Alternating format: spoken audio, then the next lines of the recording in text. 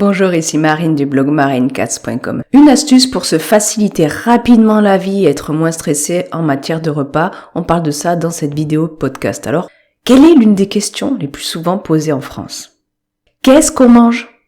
Les repas, surtout dans un pays comme la France, représentent des moments importants du quotidien, au moins 2 fois par jour. Il faut y penser, savoir quoi faire, ensuite avoir les aliments nécessaires pour cuisiner, les préparer, cuisiner, mettre la table, débarrasser, faire la vaisselle, etc., etc. Tout ça pour recommencer quelques heures plus tard. Alors, si les repas représentent un moment convivial, culturel, apprécié par beaucoup, en fait, ça représente aussi une véritable charge mentale non négligeable et ça cause du stress. Bien sûr, il existe plusieurs façons de mieux s'organiser pour être moins débordé, notamment en matière de repas. J'ai fait des vidéos sur comment moins stresser, mieux s'organiser, être moins débordé. Vous le retrouvez en bas dans la description, sous la vidéo podcast.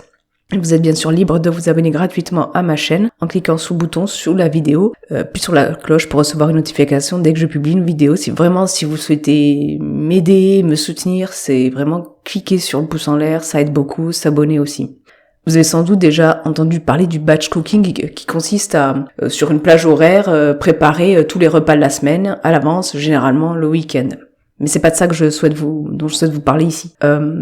En fait, jusqu'à présent, il m'était pas venu à l'esprit d'en parler, mais c'est en l'évoquant d'aussi de là que je me suis rendu compte que l'habitude que j'avais prise depuis plusieurs années, cette astuce dont je vais vous parler, eh bien, il n'y avait pas tant de monde que ça qui y pensait et qui l'appliquait. Donc je me suis dit, autant en parler, si ça peut vous aider, ce sera cool. Donc, en fait, cette astuce, elle m'a fait gagner énormément de temps. Plusieurs heures par semaine. Pour gagner du temps, ce que j'ai mis en place depuis plusieurs années, donc, c'est un menu roulant sur 4 semaines. Un menu que je réutilise encore et encore. Autrement dit, je fais menu semaine 1, menu semaine 2, menu semaine 3, menu semaine 4, et hop, je repars sur menu semaine 1, menu semaine 2, etc. Alors, je sais, déjà, certains vont me dire, ah oui, mais c'est ennuyeux de manger toujours la même chose. Je comprends, mais franchement, réfléchissez-y, c'est pas le cas en pratique. En fait, sur 4 semaines, vous pouvez introduire énormément de variétés. Ça représente à peu près 60 repas. Donc, 60 menus potentiels différents. Et puis, faut être honnête, en général, il y a bien des repas qu'on préfère à d'autres, des menus qu'on préfère à d'autres, et en général, on va les manger, les préparer plusieurs fois par mois. Mais même sans ça, voilà, une 60aine de repas différents par mois, c'est énorme.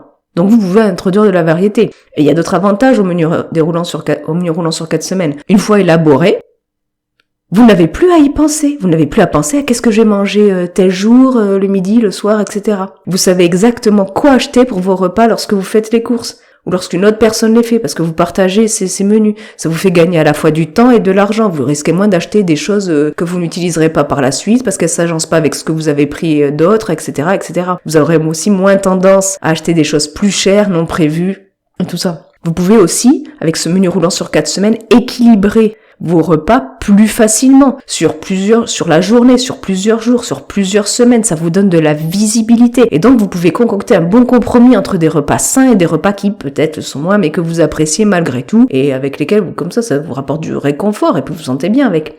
Il y a une précision aussi, évidente, mais importante que je dois faire, c'est le menu roulant sur 4 semaines. C'est pas rigide à vie.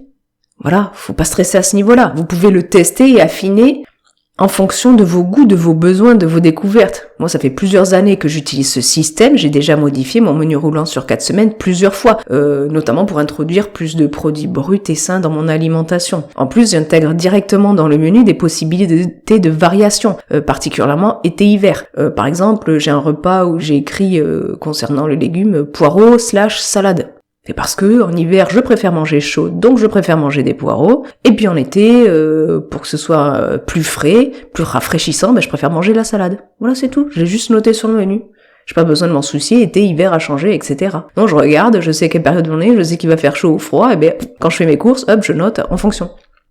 Autre précision aussi que j'applique, c'est que mes repas de semaine sont plus structurés que mes repas du week-end. Ce que je veux dire par là, c'est que le week-end, je note plus d'options possibles pour chaque repas, tout en me donnant la possibilité d'en dévier si je le souhaite. Comme ça me donne plus de latitude durant ces 2 jours où j'ai plus de temps et je peux introduire, modifier comme ça si j'en ai envie. Par exemple, je vais avoir 2 ou 3 protéines différentes ou 2 ou 3 légumes différents, par exemple. Voilà. Concrètement, l'ensemble de mon menu roulant sur 4 semaines, il tient sur 4 pages, 4 feuilles imprimées sur un seul côté en fait, une pour chaque semaine.